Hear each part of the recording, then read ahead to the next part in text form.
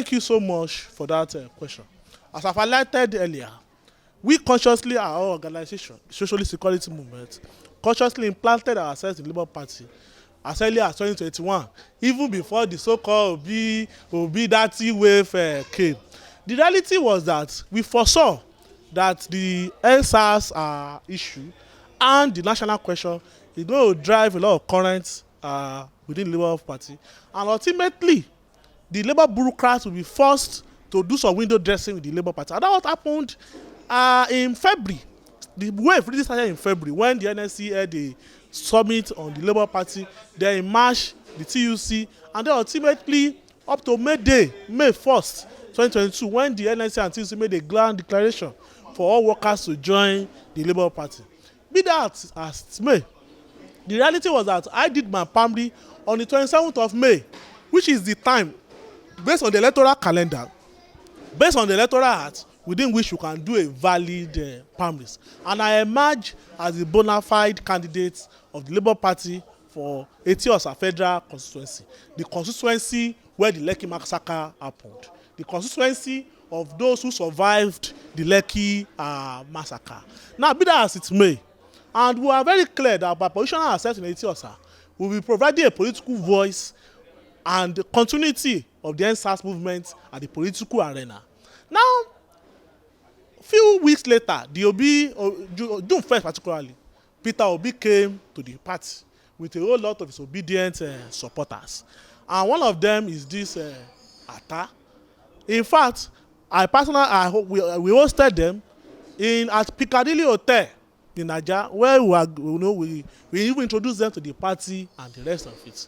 Now, the national leadership of the Labour Party refused to publish my name, to forward my name to INEC on the account that they want a huge money to be paid to them. The history of Labour Party since 2002 is that it has always been a party for those who are escapees from PDP and APC. If you remember, Peter Obi himself even left PDP on the 28th of May, just one day after I did my primary. And then, the party tickets are always given to the highest bidders. But what has made the difference in this case is that the electoral act 2002 has a very radical 2022, yes, 2022 has a radical provision in that it says that it's the candidate that emerged from a primary that should be forwarded to INEC. So we are on the neck of the national leadership of the Labour Party. That's the national chairman and national secretary, that our name should be forwarded to INEC. We went to court and we were in court. Then, of course, not knowing that they have organized another association primary for the attacks of this word and co. Plus, now alleging, well, for you to substitute under the electoral act, the actual candidate must voluntarily withdraw or must have died. As I speak to you, as the law liveth, as the spirit liveth, I am alive. And I have not deposed to any affidavit of withdrawal for anybody. So, now they got a judgment at the Court of Appeal, Abuja, while we are still at Federal High Court in Lagos. Got a judgment in Abuja upon concealment of fact. They hid the facts. In fact, Federal High Court in Abuja denied them judgment. They now went to Court of Appeal Abuja, and they didn't tell the whole world what happened, who they are substituting. The court granted them judgment. We went to the Supreme Court. There are some issues at the Supreme Court. We will do that appeal. Now there are still two fresh appeals that were filed. In fact, on the 23rd of February, 2 days before the 25th of February election. So the clear fact was that INEC ought not to have declared one particular Thaddeus Ata as candidate. Should have abided the judgment of those two appeals. But now we are present in court. We are taking it from the Federal High Court. We are before Honorable Justice Lifu of Federal High Court Lagos 2 days ago. In the case of Ademiluyi versus INEC and Labour Party. And INEC has deposed to a court affidavit that there was a primary on the 27th of May 2022 and their official was there. So the fact is that this mandate is the mandate of the NSAS movement. Is the mandate of the movement against the Lekki Togies. Is the mandate of the movement against the Lekki massacre. It's not. It is higher and bigger than the attacks of this world. It is far larger than the calumny that the Labour Party national leadership has. And we have started a struggle to recover this mandate. As I see, the legal battle is already on, and we're also going to commence a political mobilization in that regard. And I want to notify that come Wednesday, I am a fighting MHR that is going to be on the salary of an average civil servant. What I mean by that is that I'm giving this notice at the barricades with the Nigerian Labour Congress on Wednesday to picket the Central Bank of Nigeria Marina office. That is the kind of a fighting rep that we need, a rep that will be with us not only at the parliament but also at the picket line to assemble both within the arena of struggle and within the arena of the parliament. So are you assuring that you'll be at? Yes, on Wednesday, and I want you, members of the press, to be there too. We are going to be picketing the Central Bank of Nigeria at that time. Now, I want to underline the fact that this cash scarcity is a fallout of the crisis in the international capitalist arrangement, on the basis of the fact that this is coming upon the crest of the dictate of the IMF and the World Bank. Thank you so much for that question. I think we can be able to draw a balance sheet now between the first election, which is the presidential election, and the gubernatorial election. For me, the first election, the presidential election, was a referendum, so to speak, on the 8 years of wastage, of backwardness, of mystery under the Buhari regime. The working people of this country turned out en masse to punish the APC and at best their forebear, the PDP, for all the collective 16 years, 24 years now, of collective misrule of the whole country. And in providing that expression, they found a channel. Unfortunately, in the element like Peter Obi, who in my own class view does not stand as a paragon of the entire idea which the Labour Party should stand for. If you look at the manifesto of the Labour Party, it's clearly socialist, it's clearly Pan-Africanist. But Peter Obi does not stand in any way an equal measure to that. He has espoused very pro-capitalistic, pro-imperialist policies. Despite all that, particularly in Lagos and in Abuja, which are the two epicenters of working class people, of the working class in this country, they punished the APC with the Labour Party. And in the exercise of that, they are able to show that even the emergence of Bola Ahmed Tinubu as the overall winner, so declared by the INEC, is not even a thing of joy.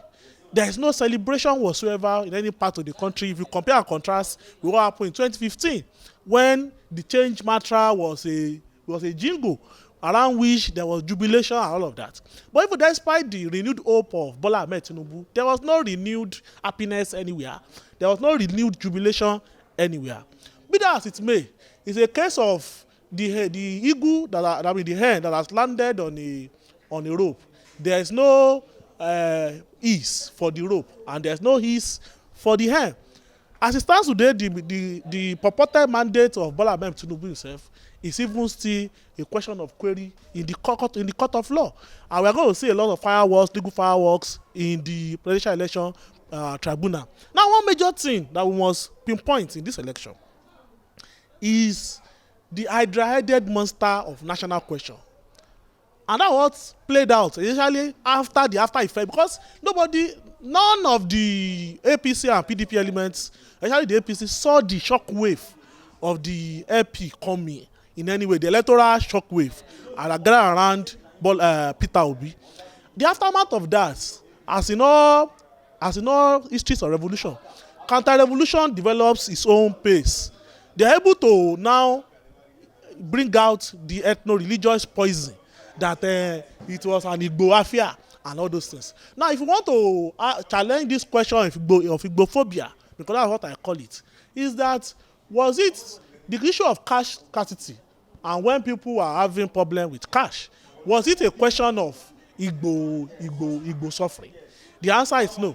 When people are cleaning up to get cash at CBN offices across the country, was it a case of I am Igbo, you can't be on this queue, I'm Yoruba, you cannot be on this queue? It was a case of collective suffering. And when they went to the ballot box too, they went collectively at their own level of illusion, at their own level of consciousness, at their own level of idea to vote, to use the Labour Party to punish the APC in Lagos and in Abuja. Now, if you look at the case of Kano, the case is different.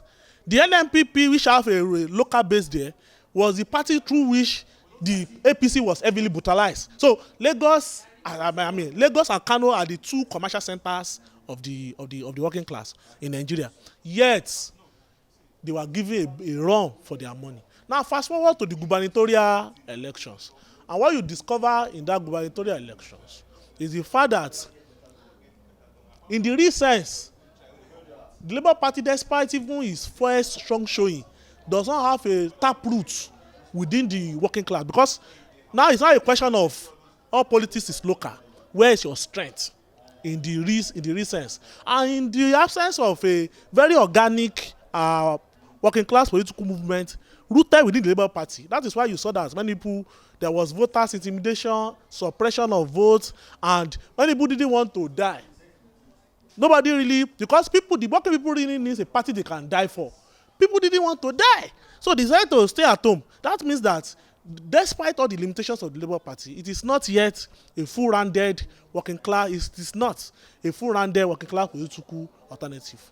But as we foresaw in 2021, there were two currents that is passing through the Labour Party now. Number one is the answers and the politicization of the Nigerian youth. Discover a lot of young people, they have become politically aware, they have become, and the fact is that many of them were looking for a party that will be an alternative to both to the PDP and the APC.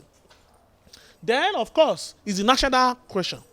Up to May 1st, 2022, the Labour bureaucrats were trying to mobilize, were trying to do some window dressing around the Labour Party. But it was essentially the fact that an element like Obi came in June. That was when those things catalyzed around him. Himself did not even fully understand those forces around him. That is why, in every sense, it was catalyzation to the right, unfortunately to the right. It was not to the left. So where do we stand as at now? We need a very scientific and class approach to the national question. You see a lot of the social space is now taken over by a whole lot of ethno-religious demagogues like Professor Kiyamo, and people like Bayo Lonuga, who are saying that the Igbos, they can go to air. He was even cautioned the first tweet, 2 tweets, to the third tweet. We need a class-based movement now to provide an answer to quench all these ethno-religious demagogues in the social space. Come the picketing of the CBN offices on Wednesday at the Nigerian Labour Congress. Nigerian Labour Congress is the largest trade union federation in this country. It owes an historical duty to provide a class vanguard of resistance on the streets against this ethno-religious demagogy.